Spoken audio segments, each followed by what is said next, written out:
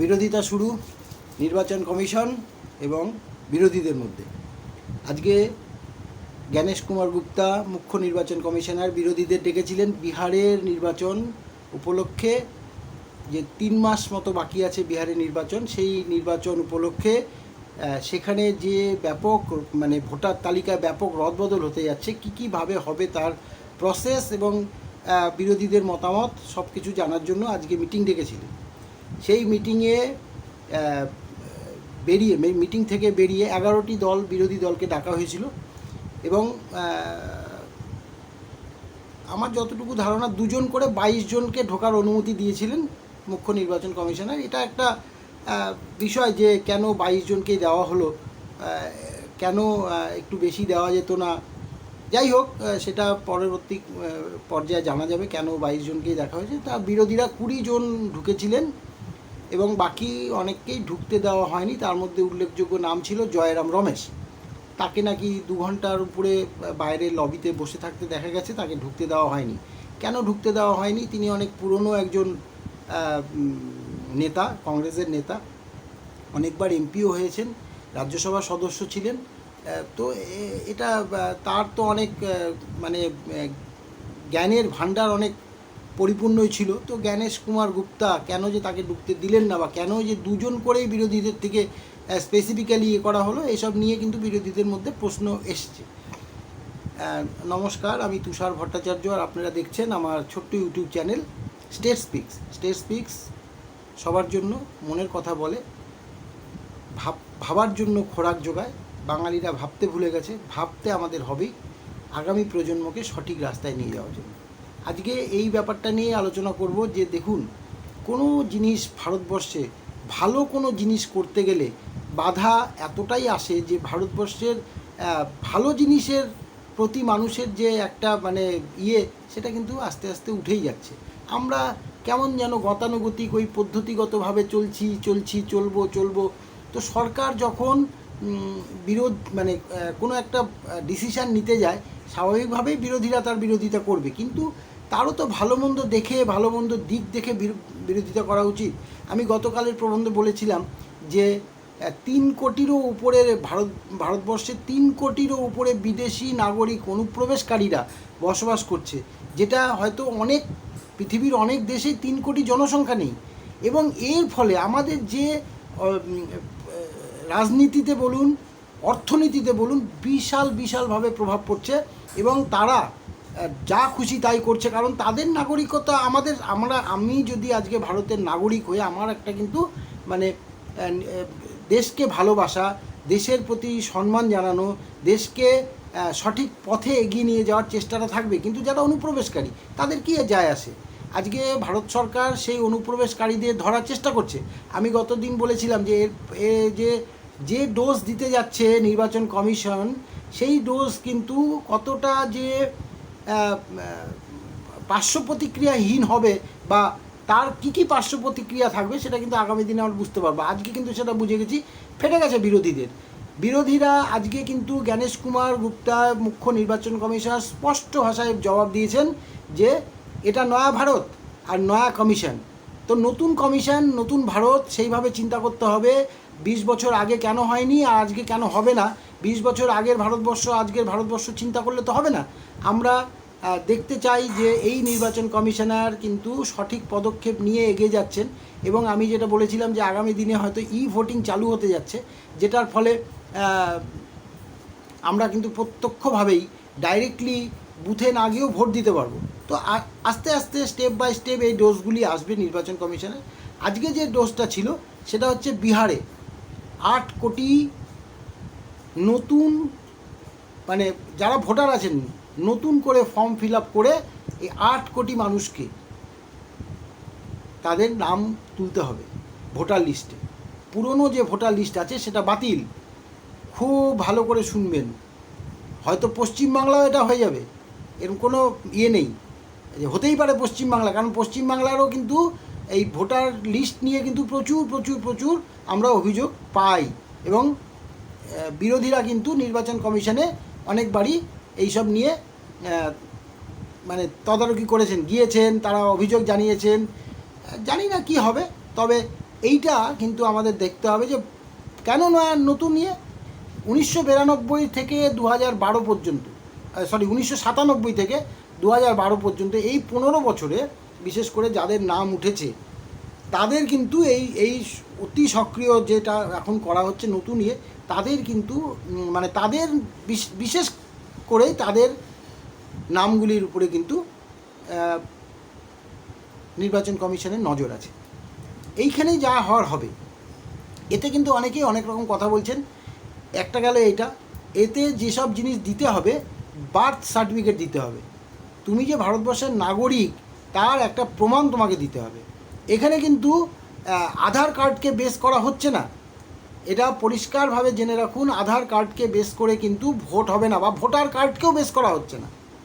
তাহলে কি হতে পারে? হতে পারে জন্ম, মানে date of birth, birth certificate. Birth certificate আপনাকে দিতে হবে। আপনার 1997 থেকে 2012 মধ্যে জন্ম হলে নিশ্চয়ই বার্থ সার্টিফিকেট আছে। বার্থ সার্টিফিকেট প্রডিউস করতে হবে, নতুন ফর্ম ফিল আপ করতে হবে। সেখানকার এসপি ডিএমরা কিন্তু লেগে পড়েছে কাজে। সময় মাত্র 3 মাস। এই 3 মাসের আগে এই কাজটা করে 8 কোটি নাম নতুন হবে। ভাবতে পারেন কত বাদ যাবে? এখানে কোশ্চেন বিরোধীরা তুলছে যে যারা বাইরে থাকে তারা কি করবে। এবার আপনাদেরকে একটা স্কুপ নিউজ দিই, সেটা হচ্ছে ভারত সরকার এবং নির্বাচন কমিশন যে জিনিসটা ভাবছে। কি ভাবছে দেখুন, আজকে বিহারের ভোট আসছে, সেই জন্য বিহার নিয়ে আলোচনা হচ্ছে। কিন্তু আমি যদি আজকে আমার পশ্চিমবঙ্গের কথা ধরি, তাহলে পশ্চিমবঙ্গের অবস্থাটা কি? কত লোক পরিযায়ী শ্রমিক হয়ে দিল্লি, আহমেদাবাদ, গুজরাটের সুরাট, মুম্বাই, কেরালা, গোয়া এসবে থাকে, কত বছর ধরে আছে। নির্বাচন কমিশন চাইছে যে যারা যেখানে আছে, ধরুন আমাদের, আমি কথার কথা ধরছি, আমাদের 50,000 শ্রমিক বাইরে থাকে, 50,000 শ্রমিক বাইরে থাকে। তারা বাইরে বিভিন্ন জায়গায় কাজ করে বছরের পর বছর, কিন্তু তারা ভোটের এইখানে এই তার যে গ্রাম, সেই গ্রামে তার ভোটার লিস্টে নাম আছে। তার আধার এপিক কার্ডটা, যেটা ভোটার কার্ড যেটাকে বলা হয়, সেই ভোটার কার্ডটাও কিন্তু সেই গ্রামের নামেই করা, গ্রামের ইয়েতে অ্যাড্রেস দেওয়া আছে। নির্বাচন কমিশন বলছে না, এটা চলতে পারে না, এটা চলবে না। তুমি যেখানে কর্ম করছো তোমাকে সেইখানেই কার্ড করতে হবে, এই কার্ডটাকে ক্যান্সেল করতে হবে। এই কার্ড ক্যান্সেল করে এখান থেকে তোমার সার্টিফিকেট নিয়ে গিয়ে তুমি নতুন কার্ড করতে পারবে। এটা কিন্তু নির্বাচন কমিশন বলছে। এই যে নকল ভোটার, এই যে ধরতে হবে 3 কোটি লোক যারা আমাদের দেশে অনুপ্রবেশ করে বসে আছে, তাদেরকে আমরা এমনি খাওয়াবো? আমাদের এই এই এই সমাজের উপরে তারা কিভাবে আঘাত হানছে আমরা তো মাঝে মাঝেই দেখতে পাচ্ছি। বৈদেশিক শক্তি কিভাবে আমাদেরকে পদানত করার চেষ্টা করছে। আমরা তো এটা হতে দিতে পারি না। সরকার সেটা বুঝতে পেরেছে। সরকার বুঝতে পেরে সেই জায়গায়, আমি বলছি না যে এই সব ক্ষেত্রেই ঠিক ডিসিশন নিতে যাচ্ছে, তা নয়, কিন্তু প্রশ্নটা অন্য জায়গায়। প্রশ্নটা হচ্ছে যে একটা জায়গায় তো আসতে হবে। কোনো ভালো কিছু করতে গেলে একটা তো স্টেপ প্রথমে নিতে হবে, কাউকে তো নিতেই হবে যে আমি ভাই এইভাবে করব। তো এবার বলছে যে যারা পরিযায়ী শ্রমিক আছে তারা ওইখানে ভোটটা দেবে যেখানে সে থাকে। কেউ গুজরাটে থাকলে গুজরাটে দেবে, কেউ মহারাষ্ট্রে থাকলে মহারাষ্ট্রে দেবে, কেউ উত্তরপ্রদেশে থাকলে উত্তরপ্রদেশে দেবে।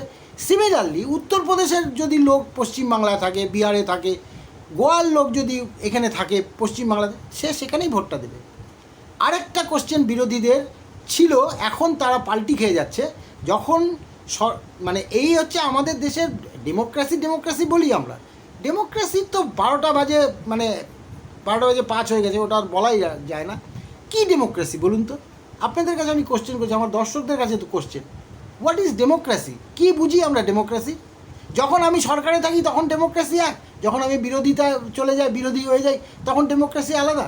আজকে দেখুন, আমি প্রত্যক্ষভাবে এটার সঙ্গে আমি জড়িত, আমি জানি, সেই জন্য আমি বলতে পারছি যে পরিযায়ী শ্রমিক বলুন, স্টুডেন্ট বলুন, কর্মরত লোক যারা বাইরে থাকে, কর্মরত লোক, প্রতিটা ইলেকশানে তাদেরকে নিয়ে আসার জন্য আসা যাওয়ার খরচা পার্টি বহন করে। আর এই যে ইনফ্লুয়েন্স হয়ে গেল একটা, যে আমি ভাই একটা পার্টি করি, XYZ পার্টি আমার নাম, তো সেই পার্টির হয়ে তাকে যদি আমি টিকিট টাকা দিয়ে নিয়ে আসি, মুম্বাই থেকে তাকে নিয়ে আসলাম ট্রেনে করে, আবার ফেরত পাঠাবো তাকে ট্রেনে করে, এই যে আমার 3,000 টাকা খরচা হলো, এই খরচাটা যে আমি দিলাম, যে যার জন্য দিলাম, কী জন্য দিলাম, যে আমার পার্টির একটা ভোট হলো, এটা তো ওয়ান কাইন্ড অফ ঘুষ। এটা তো ঘুষ। বিরোধীরা যখন বিরোধিতা করে তখন তারা এই কোশ্চেনগুলি তোলে, কিন্তু সার্বিকভাবে যদি দেখা যায় তাহলে বিরোধীরাও করছে, সরকার পক্ষও করছে সেম জিনিসটা। এইটা নির্বাচন কমিশন বন্ধ করতে চাইছে, যে না তুমি নিয়ে এসে এখানে ভোট দেবে না, চলবে না, এটা বন্ধ হবে, বন্ধ করো। তোমার পয়সা এসে আসবেও না, তোমার পয়সা এসে যাবেও না। যে যেখানে আছে, যে যেখানে কর্ম করছে, সেইখানে তার কার্ড করতে হবে। যে গ্রাম থেকে সে কার্ড, যেখানে তার কার্ড আছে সেইখানে সে স্যারেন্ডার করবে, স্যারেন্ডার করে গিয়ে সে সেখানে কার্ডটা নতুন করে, নতুন কর্মজগতে যেখানে সে কর্মজগতের সঙ্গে যুক্ত, সেইখানে সে কার্ডটা করে নেবে। খুব ভালো ডিসিশান বলে আমার মনে হয়। জানি না এই ডিসিশানে আপনারা কি বলবেন। তবে দেখুন, কোনো একটা ভালো জিনিস করতে গেলে একটা তো শুরুয়াত হতে হবে, যেভাবেই হোক। আপনারা কি চান যে 3 কোটি বিদেশি নাগরিক আমাদের দেশে বসে বসে আমাদেরকে লুটপাট করে খাবে? আজকে বাংলাদেশিদের দেখুন না, যেসব এলাকায় বাংলাদেশিরা আছে অনুপ্রবেশকারী, তাদের রোয়াব দেখুন। তারা বিজনেস করছে, তারা বাকি নিচ্ছে, তারা ধার শোধ করছে না। প্রচুর বিজনেসম্যানদের কাছে শোনা যায় যে অমুকে নিয়ে গেছে, এতদিন হয়ে গেল, 6 মাস হয়ে গেল, 10,000 টাকা পাবো দিচ্ছে না, 1 লাখ টাকা পাবো দিচ্ছে না, এই বিজনেস করতে নিয়ে। অথচ তারা তাদের দোকানে বাকি নিতে যান, দেবে না। দেখুন, আমি একটা খুব সিম্পল একটা ছোট্ট উদাহরণ দিয়ে বুঝালাম, যেটা আমাদের এই আমরা যারা আম জনতা, তাদের মধ্যে যদি একটু ছড়িয়ে ছিটিয়ে দেখুন তাহলে আপনি দেখতে পাবেন। তো এই হচ্ছে আমি আপনাকে যেটা বলছি, সেটা হচ্ছে যে এই অবস্থায় নির্বাচন কমিশন যে ডিসিশন নিতে যাচ্ছে, হয়তো সময়টা কম, 3 মাস সময়, কিন্তু নির্বাচন কমিশনের যদি সেই ক্ষমতাটা থাকে যে আমি 3 মাসের মধ্যে করে দেখাবো, আমি নামগুলি 8 কোটি নামকে চেঞ্জ করে দেবো। 1997 থেকে 2012-র মধ্যে যারা আছে তারা সাসপেক্টেড নাম, তার মধ্যে থেকে কত আছে? বিরোধীরা বলছে এই তো কেরালে হলো 54,000, তাদের 100 বছর লেগে গেল। ওই তো উত্তরপ্রদেশে হলো 10,000, তাদের এই লেগে গেল। ওই তো গুজরাটে। এই সব করে তো কোনো লাভ নেই। ইনফ্রাস্ট্রাকচার যদি তৈরি করতে পারে নির্বাচন কমিশন, সে যদি মনে করে যে 3 মাসে আমি করে দিতে পারবো, তাহলে কেন অসুবিধা? কোথায় অসুবিধা? অসুবিধাটা এইখানেই যে এই যে ভুয়ো ভোটার, এই ভুয়ো ভোটাররা শাসককে প্রাধান্য দেয়। কেন প্রাধান্য দেয়? অ্যাডভান্টেজ পায়, সেই জন্য প্রাধান্যটা দেয়। আর আজকে সেই জায়গাটাতেই ভয়। আজকে বিহারে আগামী দিনে ভোট হবে, হয়তো 3 মাসের মতো সময় আছে। বিহারের 8 কোটি লোকের জনসংখ্যার 8 কোটি জনসংখ্যা আজকে কিন্তু শুধু এই বিহারের উপরেই কিন্তু গভর্নমেন্ট, এই নির্বাচন কমিশন কিন্তু এটা ইমপ্লিমেন্ট করতে যাচ্ছে না। ভালো করে বুঝবেন, এটা সারা ভারতবর্ষে স্টেপ বাই স্টেপ। আমি কালকেই বলেছিলাম যে গতকাল বলেছিলাম যে আজকে মিটিংয়ে কি হচ্ছে সেটা আমরা জানতে পারবো, কি ডোজ দিতে যাচ্ছে। এই যে ভোটিংয়ের কথাটা বললাম, এটাও দেখবেন বিরোধীরা রাজি হবে না। কিন্তু রাজি হবে না, তার কেন রাজি হবে না? কেন রাজি হবে না? আজকে যদি এটা হয়ে থাকে যে একটা 60 ঊর্ধ্ব বয়সের কোনো ব্যক্তি অসুস্থ হয়ে বাড়িতে পড়ে থাকে, সেখানে প্রিজাইডিং অফিসারকে তার ভোটটা নিতে পারে, এটা যদি আমাদের সংবিধান মান্যতা দিয়ে থাকে, তাহলে ভোটিংটা কেন হবে না? আজকে ইউপিআই টাকা পাঠাচ্ছে তো সবাই ওই মোবাইল টিপেই। আজকে তো সেখানে সাকসেস। তখন তো বিরোধীরা মাথায় চড়ে নেচেছিল ইউপিআই কেমন করে হবে, কেমন করে এই অনলাইন ট্রানজ্যাকশান হবে, ডিজিটাল ট্রানজ্যাকশান কী করে হবে, সব জায়গায় নেট নেই, অমুক নেই, তমুক নেই, মাথা খারাপ করে দিয়েছিল। মোদির বাপের শ্রাদ্ধ করে দিয়েছিল।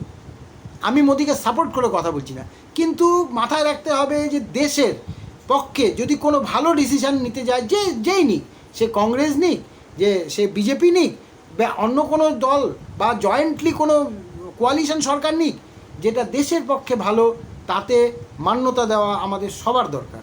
এবং আমি মনে করি এই যে আজকে বলছে না বিরোধীরা যে বিহারে ভোটবন্দি হয়ে যাচ্ছে, এই নরেন্দ্র মোদী নোটবন্দি করেছিল, এখন বিহারে ভোটবন্দি করতে যাচ্ছে। এবার দেখুন, এইটাই যখন সাকসেস হয়ে যাবে না, এবং বিহারে যদি এখন বিজেপির জায়গায় যদি অন্য কোনো গভর্নমেন্ট ফর্ম হয়ে যায়, হতেই পারে আমি কালকেই বলেছিলাম যদি ভোটিং চালু হয় কে সঠিক ভোটটা তো হবে, অন্তত 70% লোক তো সঠিক ভোট দিতে পারবে। যে রাজ্যে 70% লোক সঠিক ভোট দিতে পারবে সেই রাজ্যে সঠিক সরকারও গঠন হয়ে যাবে। তো বিহারে যদি ভোটিং আর এই যে 8 কোটি লোকের মধ্যে যে নতুন করে নাম তোলার যে ব্যবস্থাটা চলছে এটা যদি কার্যকরী হয়ে যায় তাহলে বিজেপি যখন আসবে তার কি গ্যারান্টি আছে? ওখানে অন্য দল আসবে না, আরজেডি আসবে না, কে বলছে সেটা?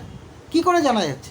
আজকে যদি আমি ঘরে বসে ভোট দিই আমি তো জানতেই পারবো, আমি তো বাইরে গিয়ে ওই লোকের মাঝখানে যখন আমি যাচ্ছি আমাকে দেবেন ওই দেবেন বা আমাকে ওই এইটা টোপ দিচ্ছে সেই টোপের মাথায় গিয়ে আমি ওখানে ভোটটা দিয়ে দিচ্ছি, তো সেটা তো এই ঘরে বসে ভোটের ক্ষেত্রে হবে না। তো ভালো জিনিস আমাদেরকে মাথায় রাখতে হবে যে ভালো জিনিসের একটা শুরুয়াত যেভাবেই হোক, যত কিছুই হোক, জ্ঞানেশ কুমার গুপ্তা মুখ্য নির্বাচন কমিশনার অত্যন্ত সাহসী বলেই মনে হয়। ক্রিটিসাইজ তো বিরোধীরা করবেই, এটা তো আমাদের ওই যে গণতান্ত্রিক দেশ, বলার অধিকার সবার, রাইট টু স্পিক্স। তো আমরা বলার অধিকারের মধ্যে পড়ি, সুতরাং আমরা একটা পদের মর্যাদাকে না দিয়ে তার সম্বন্ধে আমরা আলোচনা করতেই পারি। আমি 10 বার দেখুন আজকে বিরোধীরা বাইরে বেরিয়ে এসে তারা বিষয় নিয়ে আলোচনা করেনি। আপনারা প্রত্যেকটা টিভি চ্যানেলে দেখুন বা নিউজ পোর্টালগুলিতে দেখুন তারা কি বলেছে, আমাদেরকে ঢুকতে দেওয়া হয়নি। 2-এর অধিক ব্যক্তিকে কেন ঢুকতে দেওয়া হলো না, কেন আমরা সবাই মিলে ঢুকতে পারলাম না, কেন কি জায়গা কম ছিল, ঘরের কি এটা হলো, প্রথম আমরা দেখলাম। এই নিয়ে বাস্তব মানুষকে বুঝতে দেবে না এরা। বাস্তবে কি আলোচনা হয়েছে সেই বিষয়ে কিন্তু কোনো আলোচনা নেই, কোনো আলোচনা পাবেন না। শুধু অভিষেক মনু সিংভি একটা যতদূর সম্ভব টাইমস অফ ইন্ডিয়া বা দ্য হিন্দু এই দুটো পত্রিকার কোনো একটা পত্রিকার সাংবাদিকের সামনে ও একটা প্রেস বিজ্ঞপ্তি দিচ্ছিল, বাইট দিচ্ছিল, সেই জায়গাটাতে যতটুকু জানা যাচ্ছে তার বাইরে কিন্তু কিচ্ছু নেই। আপনারা দেখুন, শুধু আমাদেরকে ঢুকতে দেওয়া হয়নি, আমাদেরকে বলতে দেওয়া হয়নি, আমাদেরকে শুনতে দেওয়া হয়নি, আমাদেরকে করতে দেওয়া হয়নি।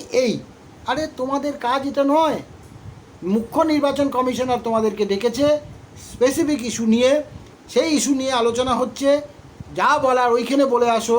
ওখান থেকে নতমস্তকে বেরিয়ে এসে বাইরে হাম্বিতাম্বি করে ভারতবর্ষের গণতান্ত্রিক প্রক্রিয়ার ওই বাবা সাহেব আম্বেদকরের উদাহরণ দিয়ে কোনো লাভ হবে না। আমি মনে করি যে নির্বাচন কমিশন অত্যন্ত বলিষ্ঠ পদক্ষেপ নিতে যাচ্ছে বলেই আমার মনে হয়, এবং এটা আগামী দিনে, এবং এটা দরকার ছিল, আমার মনে হয় এটা দরকার ছিল। তো অত্যন্ত বলিষ্ঠ পদক্ষেপ নিতে যাচ্ছে বলেই আমার মনে হয়। সেক্ষেত্রে কিছু বাধা বিপত্তি বা অনেক বাধা বিপত্তি আসলেও সরকার হয়তো নির্বাচন কমিশন হয়তো অনেকেই বলবেন যে এটা তো বিজেপিরই করে দেওয়া, কারণ বিজেপি ওই মিস্টার মনোজ ঝা যিনি রাজ্যসভা সদস্য, তিনি একটা কথা বলেছেন, আরে নির্বাচন কমিশনার জি आप किससे डरते हैं, बीजेपी के पास तो 240 सीट है, 300 नहीं है, তো क्यों डरना है। তো এটা থেকে কি বোঝা যাচ্ছে? এটা থেকে বোঝা যাচ্ছে যে ওরা বিজেপিকে টাই আপ করে দিচ্ছে, যে ওর সঙ্গে যুক্ত করে দিয়ে নির্বাচন কমিশনকে দেখে দাও। তো যাই হোক, ভালো মন্দ সবই থাকে, তবে বিরোধীদের গায়ে তো লাগবেই, তাদের তো ফাটবেই, কারণ বিষয়টা তো একেবারেই তলানি থেকে শুরু হয়েছে। নতুন করে নাম তোলা, ভোটার লিস্ট তৈরি হওয়া, তারপরে যদি ঘরে বসে মানুষ ভোট দিতে পারে, এর থেকে তো ভালো মজার জিনিস আর তো হয় না, যেটা বিরোধী যে কোনো দলের। আমি শুধু এখন বিরোধীরা হয়তো বুঝতে পারছেন না বা চাইছেন না, কিন্তু তাদেরকেও বুঝতে হবে এবং মেনে নিতে হবে। আর ভালোর জন্য যদি হয় অবশ্যই মেনে নেওয়া উচিত, ভালোর জন্য যদি না হয় তাহলে বিরোধিতা, আমি যেমন আপনাদেরকে আজকে এই প্রথম খবরগুলি দিচ্ছি, বিরোধিতা কিন্তু আমিও প্রথমেই করব। আজ এ পর্যন্তই। যদি প্রতিবেদনটি ভালো লাগে লাইক, শেয়ার, কমেন্টস করবেন। সবাই ভালো থাকবেন, সুস্থ থাকবেন, আর নির্বাচন কমিশনের ডোজগুলি দেখতে থাকবেন। নমস্কার।